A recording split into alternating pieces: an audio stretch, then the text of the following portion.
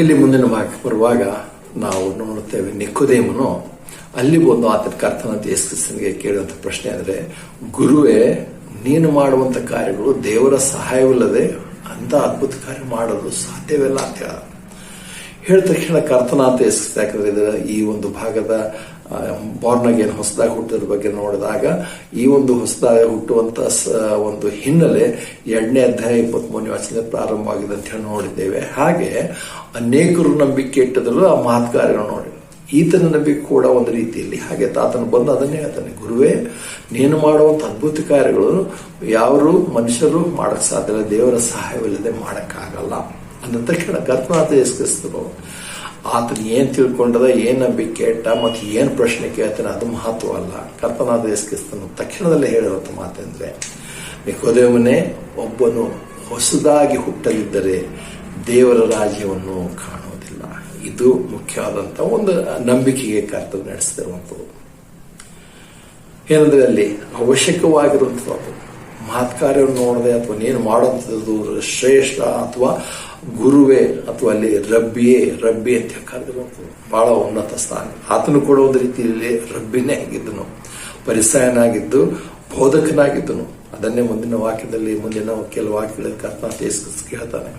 ಆದರೆ ಕರ್ತನಾದ ಯೇಸು ಕ್ರಿಸ್ತನು ಆತನಿಗೆ ಬರುವಾಗ, ಯಾಕಂದ್ರೆ 2 ಅಧ್ಯಾಯ 25 ನೋಡಿದಾಗ ಆತನ ಅರಿತವನಾಗಿದ್ದನು, ನಮ್ಮ ಅಥವಾ ನಿಕೋದೇಮನ ಅವಶ್ಯಕತೆಯನ್ನು ಅರಿತವನಾಗಿದ್ದು. ನಾವು ಅದೇ ಸರ್ ನಮ್ಮ ಅವಶ್ಯಕತೆ ಏನಿರುತ್ತೆ ಅದ್ರ ಏನೋ ಪ್ರಶ್ನೆ ಕೇಳ್ತೇವೆ, ಏನೋ ಮಾಡ್ತೇವೆ. ಆದರೆ ದೇವರ ಬಳಿಗೆ ಹೋಗುವಾಗ ದೇವರು ನಿಜವಾಗಲೂ ನಾವು ನಮ್ಮ ನಿಜವಾದಂಥ ಒಂದು ನಂಬಿಕೆಯನ್ನು ದೇವರ ಬಳಿಗೆ ಹೋಗೋದಾದರೆ ದೇವರ ನಂಬಿಕೆಯನ್ನು ಸರಿಪಡಿಸುವ ಆತನಾಗಿದ್ದಾನೆ. ಅದಕ್ಕೆ ಆತನ ಅವೆಲ್ಲ ಯಾಕೆ ಸುತ್ತು ಬಳಸಿ ಅಷ್ಟೆಲ್ಲ ಮಾತಾಡ್ತೀನಿ, ನಿಕೋದೇಮನೇ, ನಿಜವಾಗ್ಲೂ ನಿನಗೆ ಬೇಕಾಗಿರೋದು ಏನಂದ್ರೆ, ಇಷ್ಟೆಲ್ಲ ಕೇಳ್ತಿದ್ದಲ್ಲ, ಏನಂದ್ರೆ ಒಬ್ಬ ಮನುಷ್ಯನು ಹೊಸದಾಗಿ ಹುಟ್ಟದಿದ್ದರೆ ದೇವರ ರಾಜ್ಯವನ್ನು ಕಾಣಲಾರನು. ಈ ಸಂಗತಿಯನ್ನು ತಿಳಿಸ್ದ. ಇದೇ ಅದಕ್ಕೆ ಆತನಿಗೆ ಬೇಕಾಗಿತ್ತು. ಧರ್ಮಶಾಸ್ತ್ರ ಕೈಕೊಂಡು ನಡೆದೆ ನನಗೆ ಇದು ಗೊತ್ತು ಅದು ಗೊತ್ತು, ಅಥವಾ ನಾವು ಎಷ್ಟೊಂದು ಏನಂತಾರೆ ಶ್ರೇಷ್ಠರು, ಅಬ್ರಹಾಮನೇ ನಮ್ಮ ತಂದೆ ಇಂತ ಹೇಳೋದಕ್ಕಿಂತ, ಅಥವಾ ನೀನು ಬಂದು ಕರ್ತನಾದ ಯೇಸು ಕ್ರಿಸ್ತ ನನ್ನನ್ನೇ ನೀನು ಏನಂತಾರೆ ನಾನು ಕಂಡುಹಿಡಿದೇನೆ, ನೀನು ಮಾಡೋಂಥದ್ದು ದೇವರ ಸಹಾಯದಿಂದಲೇ ಮಾಡ್ತೈತಿ, ಆತನ ಬಂದು ಸರ್ಟಿಫಿಕೇಟ್ ಕೊಟ್ಟು ಯೇಸು ಕ್ರಿಸ್ತನೇನೋ ನನ್ನ ಏನೋ ದೊಡ್ಡ ವ್ಯಕ್ತಿಯಾಗಿ ಮಾಡಬೇಕಾಗಿರಲಿಲ್ಲ. ಅದನ್ನು ಯೇಸು ಕ್ರಿಸ್ತನು ಆತನ ಏನ್ ಹೇಳ್ತಾನೆ ಅದನ್ನು ಕೇಳೋದಕ್ಕೆ ಕೂಡ ಸಿದ್ಧನಿಲ್ಲ. ಬದಲಾಗಿ ನೀನೇನೇ ಹೇಳಿ ಏನೇ ಮಾಡೋ, ಬೇಕಾಗಿರುವಂತ ಸಂಗತಿ ಏನಂದ್ರೆ ನೀನು ಹೊಸದಾಗಿ ಹುಟ್ಟಬೇಕು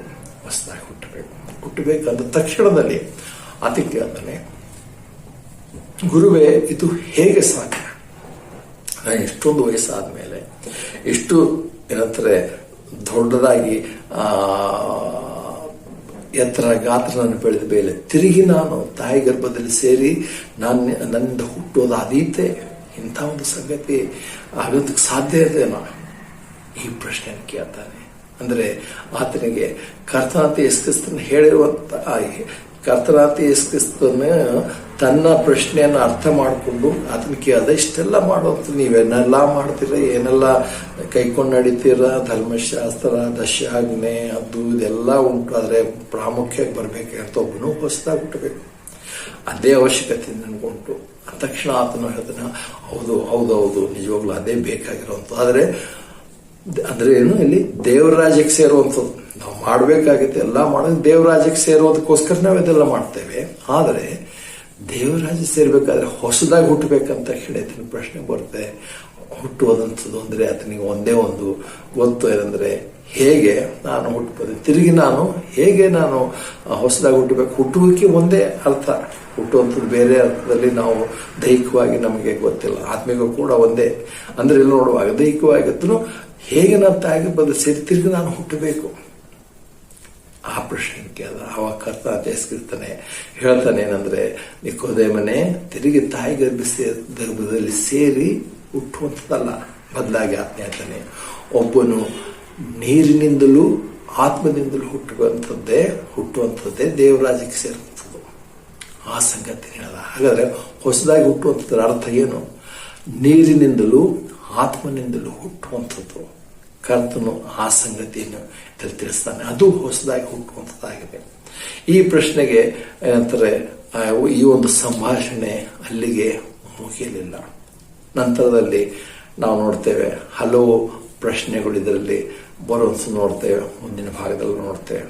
ಆದರೆ ಇಲ್ಲಿಗೆ ಬರುವಾಗ ನೋಡ್ತೇವೆ ನಮ್ಮಲ್ಲಿ ಕೂಡ ಅನೇಕರಿಗೆ ಈ ಒಂದು ಇಂಥ ಅನೇಕ ಪ್ರಶ್ನೆಗಳಿಗೆ ಏನಂತಾರೆ ಕರ್ತನ ದೇಶವನ್ನು ವಾಕ್ಯಗಳಂತೆ, ನಾನು ನಿಮಗೆ ಗೊತ್ತಿರುವಂತ ಲೌಕಿಕ ಅಥವಾ ಭೌತಿಕ ಸಾಮಾನ್ಯವಾದಂಥ ಸರಳವಾದಂಥ ವಿಷಯಗಳು ಹೇಳುವಾಗ ನೀವು ನಂಬೋದಕ್ಕೆ ಸಿದ್ಧರಲ್ಲ.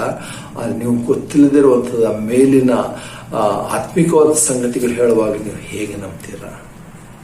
ಆ ಪ್ರಶ್ನೆ ಇವತ್ತು ನಮ್ಮೆಲ್ಲರಿಗೂ ಅನೇಕರಿಗಿದೆ. ಹೊಸದಾಗಿ ಹುಟ್ಟುವಂತಂದ್ರೆ ನಾವೇನೆಲ್ಲ ಪ್ರಶ್ನೆ ಕೇಳ್ತೇವೆ, ಅಥವಾ ಏನೇನೋ ಮಾಡಿ ಅವುಗಳಲ್ಲಿ ಏನಂತಾರೆ ತಪ್ಪಾಗಿರುವಂತ ಸಂಗತಿಗಳು ನಂಬಿಕಿಟ್ಟು ನಾವು ಹೊಸದಾಗಿ ಹುಟ್ಟಿದ್ದೇವೆ ಅಂತ ಹೇಳ್ಕೊಳ್ಳುವಂಥವ್ರು ಕೂಡ ಉಂಟು. ಹಾಗಲ್ಲ, ಅದನ್ನು ಸರಿಪಡಿಸೋದಕ್ಕೋಸ್ಕರವೇ ಅಂದ್ರೆ ಈ ವಾಕ್ಯಗಳಲ್ಲಿದೆ. ಆ ವಾಕ್ಯಗಳನ್ನು ಹೇಗೆ ಜನ ಅರ್ಥ ಮಾಡ್ಕೊಳ್ತಾ ಇದ್ದಾರೆ ಅದನ್ನು ನಾವು ಮುಂದಿನ ಭಾಗದಲ್ಲಿ ನೋಡ್ತೇವೆ. ಅದು ಇಲ್ಲಿಗೆ ನೋಡುವಾಗ ನೋಡ್ತೇವೆ, ಒಬ್ಬನು ಹೊಸದಾಗಿ ಹುಟ್ಟಬೇಕು. ಹೊಸದಾಗಿ ಹುಟ್ಟುವಂಥದ್ದು ಹೇಗೆ ಅಂದ್ರೆ ನೀರಿನಿಂದಲೂ ಆತ್ಮನಿಂದಲೂ ಹುಟ್ಟುವಂಥದ್ದು ಕರ್ತನು ಹೇಳಿದನು.